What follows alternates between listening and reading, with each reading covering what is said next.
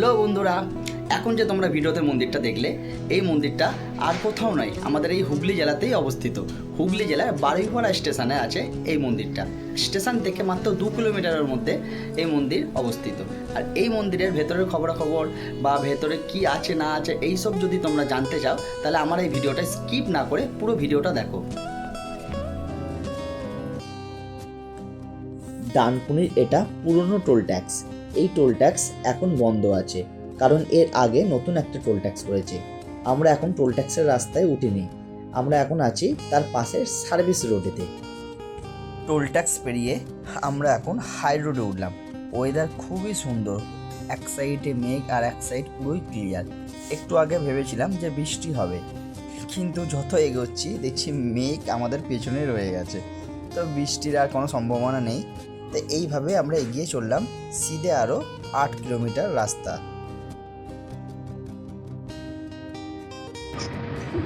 আমরা যে রাস্তা এখন আছি, এখান থেকে লেফট সাইড মুড়লে চলে যাবে জনাই, আর আমরা একদম সিধে চলে যাবো বারুইপাড়া থেকে। খুব সুন্দর রাস্তা, ডানকুনির রাস্তা এত ভালো করে দিয়েছে। ডানকুনি থেকে টানা ধরে নাও বর্ধমান পর্যন্ত রুটটা কোনো মাখন রাস্তা হয়ে।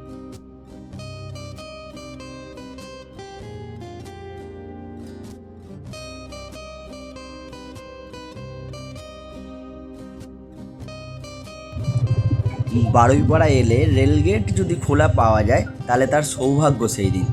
আমরাও এবারে রেলগেটের মধ্যে আটকে গেছি, আর এখানে রেলগেট পড়া মানে মিনিমাম 30 মিনিট আটকে থাকতে হবে।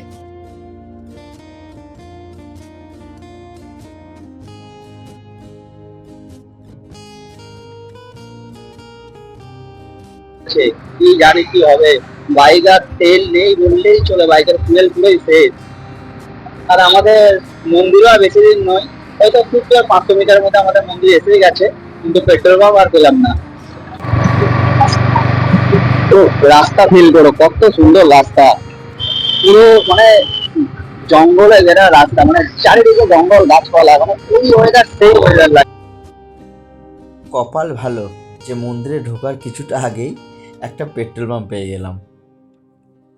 মন্দিরের গেটের রাস্তা এখনও তেমন উন্নত হয়নি, শুনেছি এর আগে নাকি এর থেকেও অনেক খারাপ অবস্থা ছিল রাস্তার। কিন্তু যত দিন যাচ্ছে আস্তে আস্তে রাস্তা ভালো করছে, কিন্তু এখনও অনেকটাই বাকি আছে।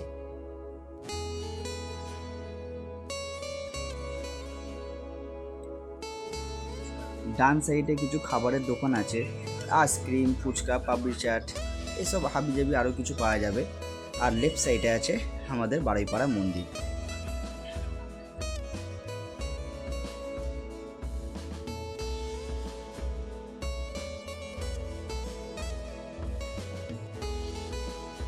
প্রচুর বড় জায়গা নিয়ে, শুধু ভেতরটা এত বড়, এর বাইরে যাব মানে বাইরেটা এর থেকেও বড়।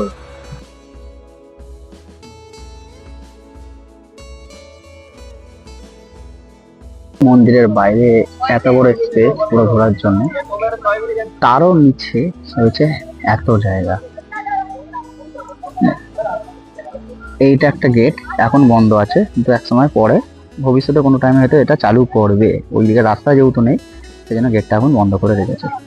দেখো এরিয়া দেখো কত বড়। আমাদের বারুইপাড়াতে যে এত বড় একটা মন্দির আছে আমি নিজেই জানতাম না, শুধু নামই শুনেছি, কোনোদিন চোখে আর দেখিনি।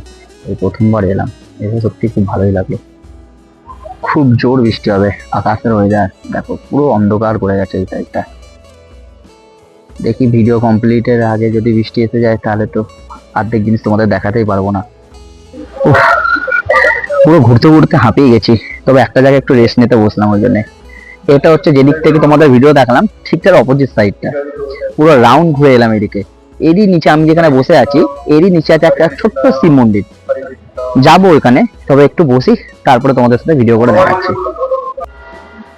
এটা হচ্ছে শিব মন্দিরের গেট, ঢোকার গেট। যেখানে বসেছিলাম ঠিক তারই নিচে আছে এটা। নিচে যে এত একটা সুন্দর মন্দির আছে সেটা আমি নিজেরও জানতাম না, তো এখানকার লোক বললো নিচে একটা সুন্দর শিব মন্দির আছে, সেই হিসাবে আমি তোমাদেরকে ভিডিওতে বললাম। অমায়িক জায়গা, নিচে এত সুন্দর। সবে সন্ধ্যা আরতি এখন জ্বালা হয়েছে, এই যে সন্ধ্যা আরতি জ্বেলেছে, আমরা দুজন এখন আছি। তো ব্যাকে আরো মানুষজন আছে, সবাই বেরোচ্ছে আস্তে আস্তে, কেউ তো সন্ধ্যা আরতির টাইম ওপরের দিকে সবাই যাচ্ছে, ওপরের ঠাকুরের ওখানে বসে মাইক চলছে যেহেতু ওখানে ভালো লাগছে বেশি, তবে এই জায়গাটাও খারাপ না। এই যে ছোট্ট আমাদের একটা এখানে শিব মন্দির।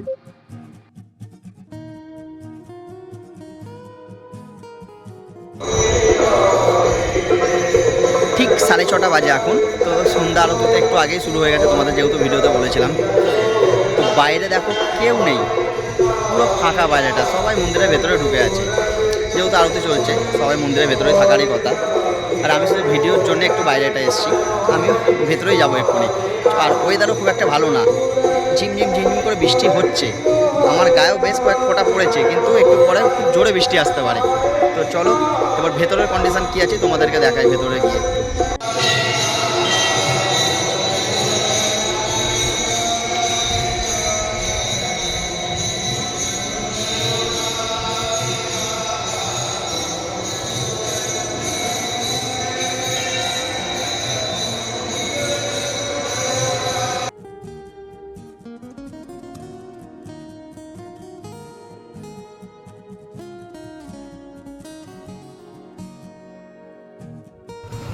রাত প্রায় হয়ে গেছিল, পুরো রাস্তায় প্রায় অন্ধকার হয়ে গেছিল। আমরা বেরিয়ে পড়লাম কৃষ্ণরামপুরের রুট ধরে বাড়ি ফেরার পথে।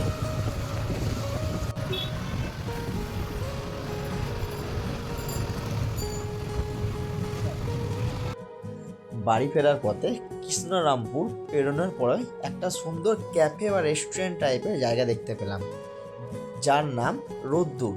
সেখানে ঢোকা মাত্রই দেখলাম বাচ্চাদের খুব সুন্দর সুন্দর খেলার জিনিসপত্র রয়েছে। এছাড়া আমাদের কাপালদের জন্য বসার খুব সুন্দর সুন্দর জায়গা আছে।